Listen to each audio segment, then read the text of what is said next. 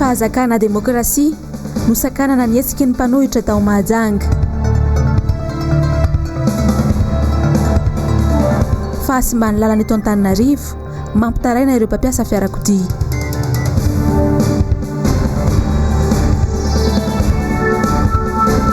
Vohy BFJKM anao tolo-tanana ho an'ireo kere any atsimo.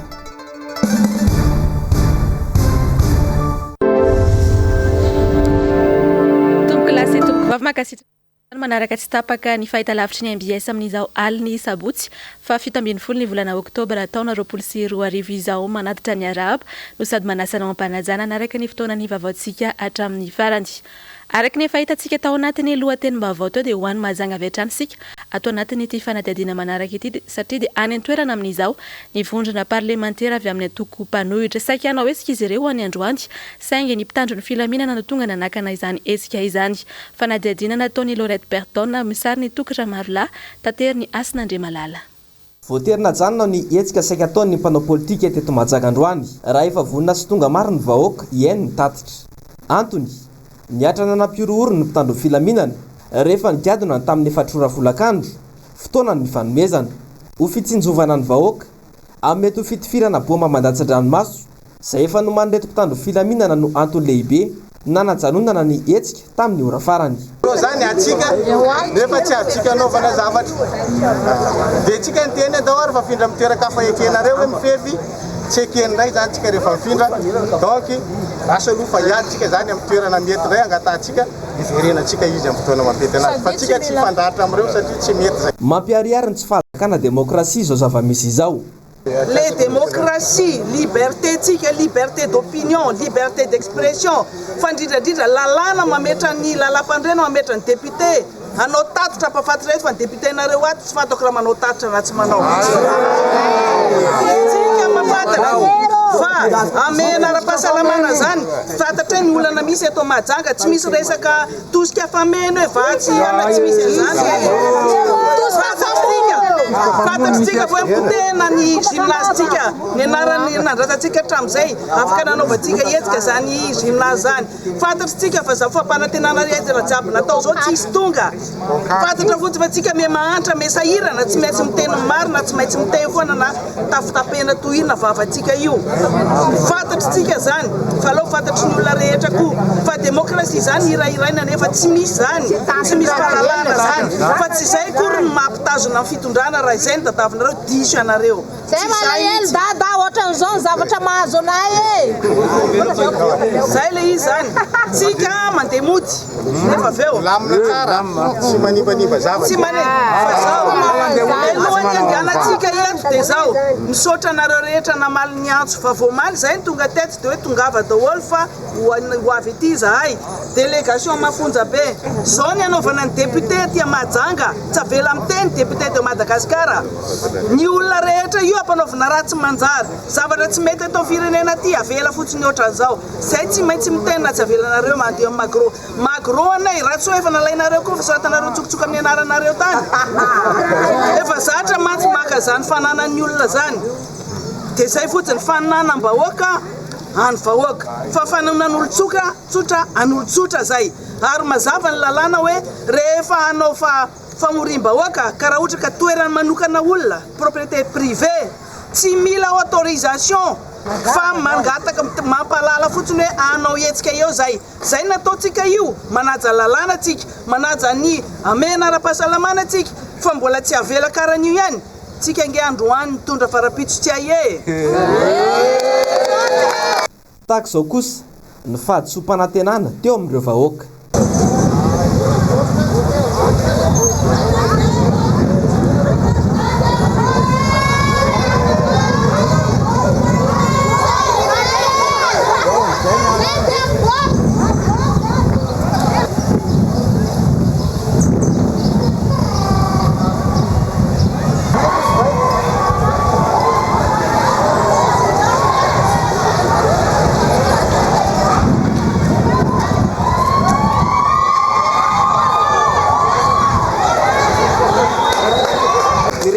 fahamarinana fa resaka fanagejana ny vahoaka malagasy zay ny zava-misy takina zany mba amelana malalaka ny vahoaka malagasy afantatra ny zava-misy marina afantatra ny tena zava-misy eto Madagasikara fa afenipenina ny zavatra marina ny vahoaka ivorana eo hevitra eny zava-misy marina sakanana zay ngamba zay mpitandro filamina tokony anaraka baikoara-dalàna anaja amin'ny vahoaka satria manambady amanjana izy ireo miava amin'ny vahoaka mivady amanjana fa tsy sonde tan-dalàna amin'izao fotoana izao.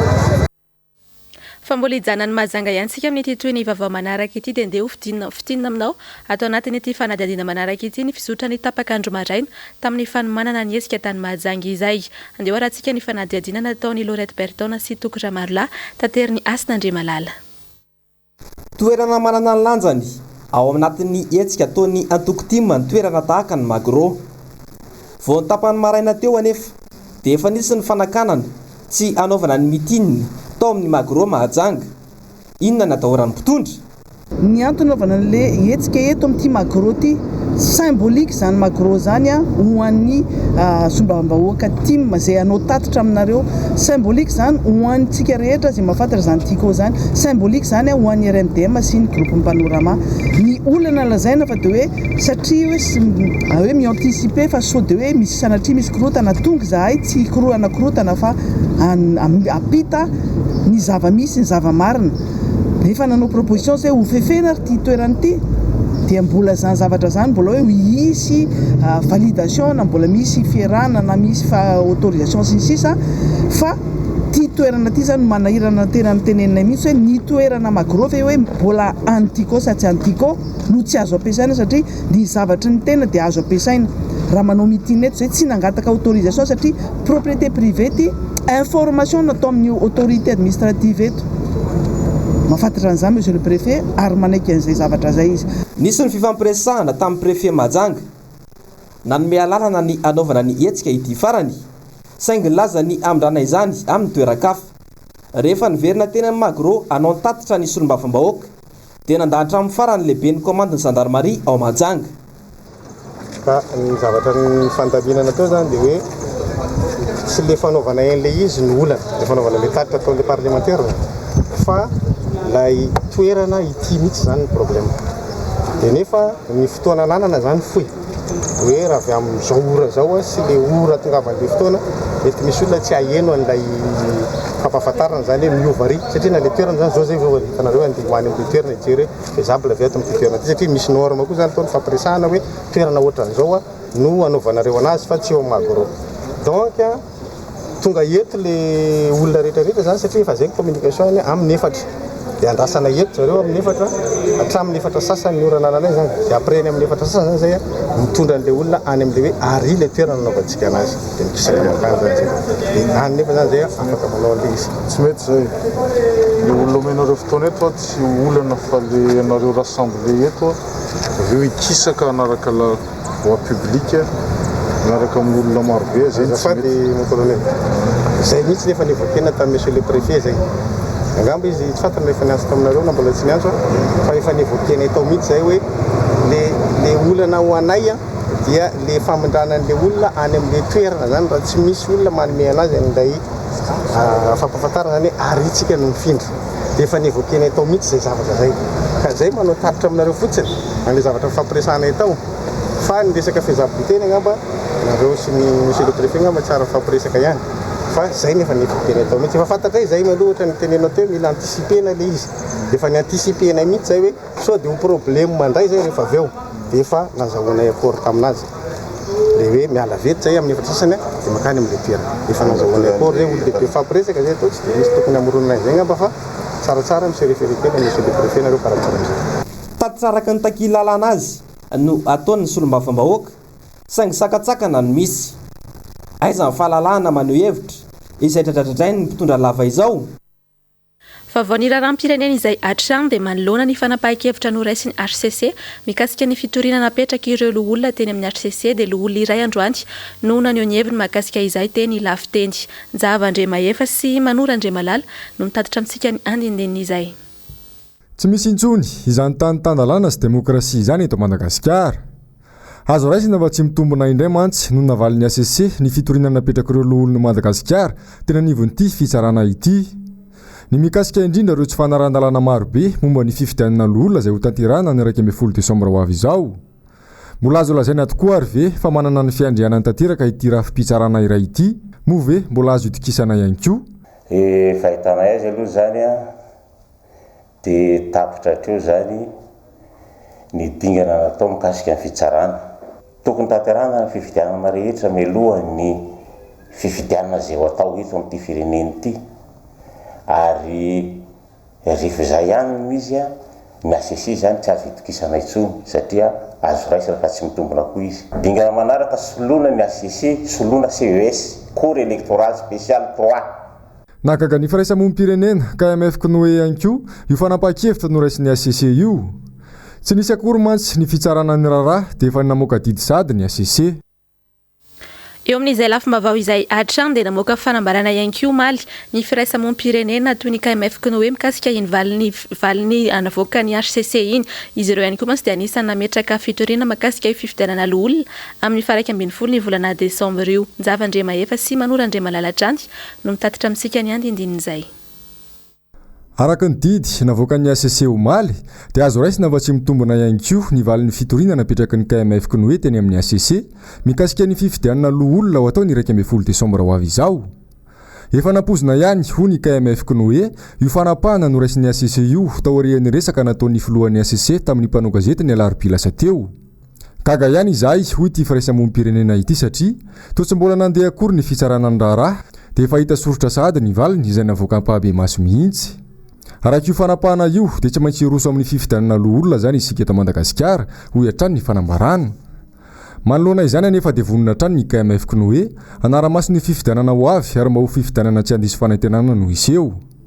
Manainga ny mpisehatra rehetra ihany koa ny KMF Knoe mba hanaja sy hampanaja ny lalàna manan-kery. Fa sesilana ihany koa amin'ny izao ny fanehoan-kevitra ireo mpanao politika manoloana ny toedrara misy eto amin'ny firenena androany dia antoko politika iray ihany koa no naneho ny heviny mahakasika ny demokrasia eto Madagasikara. Fanadihadiana nataon'ny Njavandrema efa sy Manoran-drema Lalatrandy. Nandritra izay amehana izay dia tsikaritra fa voatohitohina ny fahalalana maneho hevitra eto Madagasikara. Sehatra maro no voageja na ny aina manjery izany na ny fanehoan-kevitra amin'ny alalan'ny tambazotra serasera. Nisy mihitsy aza ireo nahiditra ponja noho izay antony izay.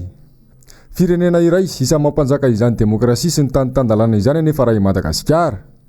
Ho an'ny antoko OTRIKAFO dia endrika demokrasia hafa no misy eto amintsika. Raha ilay fahalalana resahantsika dia izy io ohatra ny sadasada ihany eto amin'ny firenena satria raha jerena amin'ny endrika ivelany dia ohatra ny hoe misy tokoa ny fahalalana nefa rehefa tena idiranao ilay izy dia samy mbola mahatsapa ny tsirairay hoe raha ny fahalalana eto amin'ny firenena dia mbola sarotra ny milaza fa misy izay fahalalana izay satria raha resaka ohatra ny kianjana ambojatovo io tamin'ny fotoan'androny izay tamin'ny fitondram-panjakana ny fandimby isan'izany ny mpitondra ankehitriny tamin'izy mbola nitatana ny tetezanita dia efa nangataka foana mba hahafahana mampiasa ny kianjana ambojatovo io mba hanehoana hevitra izay ilay izy raha milaza fa hoe miaina anaty fahalalana. Ny slogan-drareo tamin'izany fotoana izany moa dia ny hoe misy ny fahalalana. Hitantsika ihany koa fa ny mpitondra ankehitriny nanokatra ny kianjan'ny demokrasia fa tato aoriana ilay izy tsy azo ny rehetrarehetra nampiasaina akory. Izay zany nentina ilazana hoe raha izay ny tarafina dia tsy mbola misy azo lazaina hoe tsy dia mbola malalaka raha izay ny malaza azy ny demokrasia eto amintsika. Ny fanjakana ankehitriny izay isan'ny taksy nanindraindra izany demokrasia izany tamin'izany fotoana. Ankehitriny anefa toa lasa biby fampitahorana ho an'ireo izay tsy mitovy firenena politika amin'ny fitondrana ny fitsarana eto Madagasikara. Fa ny fitondram-panjakana manko ankehitriny atahorana daholo izay zavatra mandeha rehetra na ny olona tsy mitovy firehikevitra amin'ny fitondram-panjakana fa rehefa tsy mitovy firehikevitra amin'ny fitondram-panjakana ianao ny ao an-tsain'ny fitondram-panjakana anongana azy amin'ny sezany ianao izay dia izay ny tena fototra ny olona eto amin'ny firenena. ajantsika eo ny vaovaon'ny politika sy ny raharam-pirenena fa ato anatin'ity vaovao manaraka ity kosa indray dia hitondrako aminao ny vaovaon'ny finoana satria dia anatanteraka hetsika anampiana ireo malagasy tratra ny kery any atsimo amin'izao ny fiben'ny FJKM ka isy araka izany ny tolotanana ho ataon'izy ireo izay anentanana ny mpino kristianina rehetra na ny tsy mpino kristianina azy anao izay tolotanana karakaray ny fibe FJKM izay fanadiadiana. Hoy ny soratra masina, fanoana aho dia nomenareo hanina, nangetaheta aho dia nampisotronareo, ny vahiny aho dia nampiantranonareo, tsy nanakitafy aho dia nitafianareo, narary aho dia nitsabonareo, lazaiko aminareo marina tokoa, arak'izay efa nataonareo tamin'ny anankiray amin'ireto rahalahyko kely indrindra ireto no nataonareo tamiko. Manao antso avo ho an'ireo malala-tanana sy manana fahafahana hanao tolotanana ireo malagasy any atsimo iarany kere ny eo anivon'ny foibe FJKM. Araka ny fanambarana nataon'ny filohan'ny Brown mpiandraikitra foibe FJKM Dr. Soami dia manao antso ho an'ny sinodam-paritany sy ny fiangonana ary ny kristianina rehetra manerana ny FJKM mba hanolotanana amin'ny fanohanana sy fanampiana azy ireo ara-tsakafo sy ara-pitaovana. Araka ny fanambarana trany dia aternany amin'ny foibe FJKM mavaravarana fa 900 ny vola hoentimanana amin'izany. Eo amin'ny vaovaony sosialy kosa indray dia atahorana mafy ny anjeran'ireo trano rehetra etsy AMPASAMADINIKA noho ny fiotsahan'ny tany noho ny fanangadiana ny fakana ranotany nataona olona mpifanolo-bodirindrina amin'izy ireo. Fanadiadiana eo amin'ny sary ny tahiriny aina. Miaina ao anaty tebiteby sy ayay ireo mponina eny amin'ny faritra AMPASAMADINIKA iny amin'izao fotoana izao manoloana ny fiotsahan'ity toerana ity. Voatery tsy maintsy hiala amin'ny trano fonenana izy ireo noho izany. Efa notapahina ihany koa ny herinaratra eny an-toerana raha ny fanazavana. Arak'izao hita amin'ny sary izao dia sady lalana fivezivezen'ny mpandeha tongotra izy ity. Eo ihany koa ireo trano manodidina izay atahorana mafy raha milatsaka ny orana. Araka ny fanazavan'ireo mponina teny manodidina dia tany nangadiana saika amidy amin'ny akarana noho ny atombohan'ny fiotsahana. Efa nanomboka amin'ny volana Jona ny nanalana ny ranontany ary tratry ny orana farany teo ny asa ka izao MIOTSAKA izao. Dia hoe teny lavana ohatran'izao reka izy hoe anaovany rindrina moa zany mety dia teny hanamafy ny tanànany mba ho ampanifany davany vola dia niteraka loza tanteraka ho an'ny fiarahamonina. Dia io lavaka be io dia niteraka loza ho anay dia tsy tanay fa dia izao ny vokany fa tiandoko ray lavaka dia efa ny olona zany efa mitarena hatrany ambony hatrany afaratapony. Na nisy tambony ataony aloha dia tsy ny tambony miakatra amin'ny totobato iny dia ny tambony nianjera voalohany. Dia najeranjeramany ny aby zany nanao tambo teo nefa lohany be no ambany dia nianjera ho azy ilay tambo. Dia avy eo dia nitoy ihany ilay ora dia nianjera tamin'ny tohatra ray manontolo dia izao tany ray manontolo izao nianjera daholo. Araka ny fanazavana nomeny ireo mponina trany dia trano manodidina ny 820 tafo eo no tandindondoza no ity fiotsahana ity. Ny tompony andraikitra avy amin'ny komina ho izy ireo no nilaza ny aminosana sachet ilay lavaka sy tohatra ny anjera vao maika anefa mety ampitombo loza izy ity rehefa tena ikidy eo ny orana. Hatramin'izao aloha dia efa mba nitany fokotany zay mba jerevy trano inona mba fandraisana anjara ataonareo amin'izao trabony izao tsy trabony amin'ny ohatran'ny trabony izao zay. Dia izy mbola tsy manana fanapahan-kevitra fa dia menoeny efa mampirisika ny komina efa mandehatra azy ny fitarainana fa tsisy fanapahan-kevitra enitra mihitsy hoe mba hisonjovana ny zoan'ny olona eto. Potika tanteraka izao ny tanànanay izay tsisy lalana, tsisy rano, tapaka daholo ny rano aty. Dia tsisy lalana izay dia mitaintainako, mitaintaina hoe mitatra be hoe ty ny tranon'olona atahorana hirodana dia tekaka ety manodidididina aty. Nefa ny ty fahavaratra ho tonga dia nefa mbola ho gravy ty le nitapenana tsy haiko ty na hoe tena hoe ampy ve le fiarovana amin'io ahoana fa tsy fantatro. Tsy nanana fanazavana omena kosa ny teo anivon'ny mpamonjy voina manoloana ity loza amin'ny tatao ity raha nanantona teny an-toerana izahay androany. Eo amin'ny vaovaony fitaterana kosa indray dia fototra iray anisan'ny mahatonga ny fitohanana eto an-drenivohitra ny faharatsy ny lalana tanteraka izay miteraka olana ho an'ireo mpampiasa ny lalana toy izao indrindra ny fanadiadiana entiny mialy raha Rinombana sy Mathieu Prince. Potika sy feany lavaka ny ankabeazan'ireo arabe eto an-drenivohitra ary efa azo atoriana mihitsy izany hoy ireo mpanany ihany. Ankoatran'Ambohipo 67 hektara, Mahamasina, Ampefilo, Fasankarana dia isan'ny mampitaraina ireo mpampiasa lalana sy ireo mpamily taksi be ny lavaka eny akady lalana akaiky ny tobon'ny zandarmaria sy eny Tsimbazaza. misy fiatraikany amin'ny fitadiavam-bolan'ireo mpitatitra ary miteraka faty antoka ho azy ireo raha ny voalaza ny faharatsian-dalana eto andrenivohitra.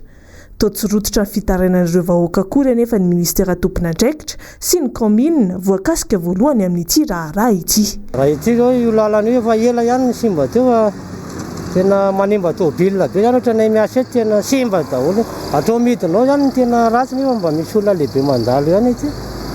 Dia mba miankavy amin'ny fotoana fitondram-panjakana zany mba hanamboatra an'io tena korotana daholo ny tôbila jaly be zany zay amin'izy indrindra ny orana ho avy dia tena tokony mba jeren'ny tompon'andraikitra izy tena maro. Zay rehefa miditra zao mpianatra dia miditra mihitsy ho lalana makao io. Ilay blogy simba dia miteraka faty antoka ho anay ilay izy. Dia ny embouteillage mamely vita be zany ny zavatra ateraka ilay lalana ratsy. Efa ela mihitsy aloha ny lalana aty amin'ny party aminay aty Simba ity zao tena ny surtout ilay akadalana sady miakatra ny mbola ratsy ilay izy dia ny simba ny tomobile. Mila fanamboarana ilay lalana tena mijaly mihitsy ny tomobile mandalo eo zany. Tena miteraka embouteillage be moa ny lalana indrindra rehefa lera fidiran'ny mpianatra iny dia vao mahay montohana koa ilay lalana simba dia vao mahay miraikitra ilay embouteillage. Tokony havita toro maromaro dia lasa vitsykely ny toro amin'ilay izy. Mampiteraka embouteillage tena betsaka mifaty antoka hita satria betsaka ny zavatra simba le lavadavaka rehefa avy zany rona tsy hita le lavaka hoe ohatran'ia dia lasa manapaka resort ohatra zany. Raha tokony havita toro 5 zany zao na ohatra enina dia lasa 4 na 3 mivita satria amin'ilay lalana ratsy. Eo amin'ny vaovaon'ny fampianarana kosa indray ary dia niaina ny isan'ireo mpiadana hiatrika ny fanadinana baccalauréat tamin'ity taona ity raha noharina tamin'ny taondasa. Amin'ny alatsinainy fa 7 ny volana oktobra izao moa no hanomboka izay fanadinam-panjakana baccalauréat izay. Nambiny Tsovelo Sitraka, Tahiry Niaina. Nahitana fidinana 700 ny tahapavitrihan'ireo mpianatra hiatrika ny fanadinana raha mihoatra ny tamin'ny taondasa. 277 lasirahetsy ireo mpanala fanadinana rehetra manerana ny nosy ka ny 17 amin'ireo no eto Antananarivo. Araka ny fantatra ny volana Aogositra lasa teo raha tokony fahadimy hatramin'ny 7 volana Oktobra 2022 ny daty efa napetraka anatanterahana ny fanadinam-panjakana baccalauréat dia nahemitra ny 7 volana hatramin'ny 13 Oktobra izao izany. Nahemitra miaraka amin'izay ihany koa ny andreo mpanala fanadinana baccalauréat teknika. Raha ny loharano baovao dia nisy ny sisiondresaka mikasika ny fanaparitahana antota taratasy mikasika ny baccalauréat tany Antalasy tany Orombe. Nanamafy moa ny teo anivon'ny Zandarmariam-pirenena fa tsy nisy resaka laza adina akory izany fa antota taratasy hafa mihitsy. Teo ihany koa ny nambarany mikasika ny filaminana mandritra ny baccalauréat. Ka ny tena zava-dehibe andrasana amin'ny tsirairay averinay hatrany an-trany aoka isika hiatrika patonina izany fanadinana izany satria voalohany efa tsy maintsy raisina fepetra amin'ireo olona izay manao ny fanakorontanana ary efa tonga lavitra raha mamerina an'izany hatrany izay tonga lavitra mihoatra n'ireo fepetra raisina aza ny fiarovana ny filaminam-bahoaka amin'ny ankapobeny any amin'ireny toerana natanterahana ny fanadinana sy nametrahana ireo lazadina rehetra ireo. Raha tsy ahivina ny tamin'ny taondasa dia nisy ny fikorontanana nateo amin'ny resaka lazadina izany nateo amin'ny fandaminana nandritra ny fitaom-panadinana. Ny fampianarana izay hatrany fa ho an'ny TOAMASINA kosa dia nanao valan-dresaka ho an'ny mpanao gazety omaly ny filohan'ny Université Parikadimy tao TOAMASINA resaka indrindra makasika ny fanomanana sy fiomanana ho an'izay fanadinana baccalauréat izay fanadiadiana ary. Nahitana fienanatra amin'ny 2 ny isan'ireo mpiadana hiatrika ny fanadinam-panjakana baccalauréat any TOAMASINA araka ny nambaran'ny filohan'ny Université Parikadimy. Nampitombona kosa nisan'ny toeram-piadinana na dia niena aza nisan'ny mpiadana. Misy ny lamina vaovao apetraka ho an'ireo mpiadana hiatrika izay fanadinana izay. Namafisin'ny filohan'ny université ihany koa ireo fitsipika tsy maintsy tanterahan'ny mpiadana tsirairay mandritra ny andro anatanterahana ny BACC na ho an'ny baccalauréat ankapobeny izany na ho an'ny teknika. Tsy ataony kasobosy mandritra ny fanadinana ary individuel ny examen tsy azo atao ny fampiresaka ny fraude tena tsy azo atao mihitsy raha misy tratra amin'izay dia mody tsisy zéro tolérance zany zay zavatra zay zany ary ho atsika zay manana fazarana mitondra sarondoha na lehilahy na vehivavy tsy azo atao ny manampina ny sofiny, tsy azo atao koa ny mitondra stylomena, ny telefôna na zavatra hafa ankoatra ny stylo bleu, dia azadino ny mitondra ny convocation, ny karapanondro an'izay ampitaona, ny karapanondro tsekoly, carte d'identité scolaire ary ny copie d'acte de naissance. Fa isan'ireo tojo fahasahiranana vokatry ny amianara-pahasalamana ihany amin'izao ireo ray aman-dreny mananjanaka autiste.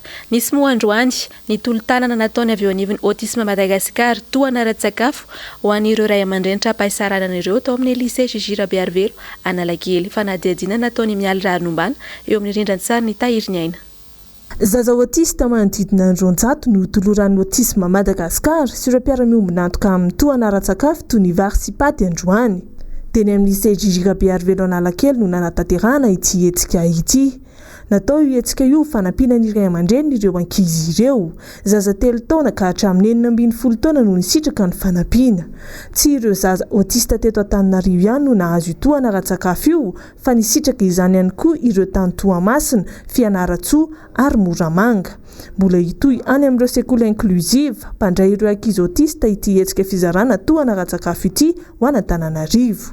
Izy ity dia fizarana kit alimentaire ho an'ireo zaza autiste na enfant différent. Izany no natao indrindra amalina ny etaeta sy amalina ihany koa ny fasahirana ireo ray aman-dreny teo amin'ny fioboana izay netrehan'zareo satria sarotra dia sarotra ny fitaizana ireo zaza autiste ireo, ka izay indrindra nanaovana ny hetsika hanamaivanana zany voalohany indrindra ny ireo ray aman-dreny amin'ny resaka toana ara-tsakafo, ary faharoa ihany koa izany hetsika izany dia fankahirezana be dia be ho an'izy ireo amin'ny resaka prise en charge ny ankizy zany hoe tao anatin'ny hetsika koa dia nisy fampahafantarana an'ireo sekoly hoe aiza no ahafahana manao prise en charge ny ankizy autiste.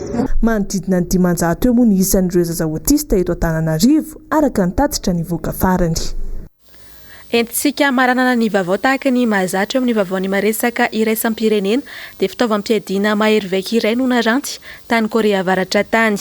Raha ny nangom-baovao voaray moa dia nandritra ny filaharany miaramila tany an-toerana no nampisehoana ity fitaovam-piadiana mahery vaika ity. Asin'Andre Malala sy Mathieu Prince no mamitana amintsika ny andinindin'izay. Tamin'ny voalohany volana Janoary taona 2024 no nampanantenainy Kim Jong-un fa omena misila goavana iray nitafika ao amin'ny fireneny. Sambany teo amin'ny tantaran'ny Korea Avaratra ny fahazahoana fitaovam-piadiana mahery vaika toy izao ho hiatrany ireo mpandalina tantara any an-toerana. Raha ny tombana dia mahatakatra hatrany amin'ny 3,1 kilometatra any ho any no takatra ity misila goavam-be ity ary mahavita mamotika tanàna lehibe iray ao anatin'ny iray mpimaso ho hiatrany ny fanazavana azo. Manaraka ny teknôlôjia ikafarany ity misila goavam-be ity ary mora ny mamindra azy amin'ny toerana hafa ho hiatrany ireo manam-pahaizana ao Korea Avaratra. Misa 3 izany hatreto ny misila ananan'ny Korea Avaratra ary nifantoka kokoa tamin'ny famokarana fitaovam-piadiana maro i Kim Jong-un tatoato raha araka ny angom-baovao. Dia iny vaovao avy any Korea Avaratra iny ihany koa no manakatona ny fotoana ny vaovao tamin'izao alina izao. Mankasitraka anao nanaraka izany hatramin'ny farany sampana fampalalam-baovao ny MBS dia manome fotoananao amin'ny alatsinainy amin'ny fitora sasany indray mametraka ny veloma mandrapitafary ho amin'ny manaraka indray tompoko.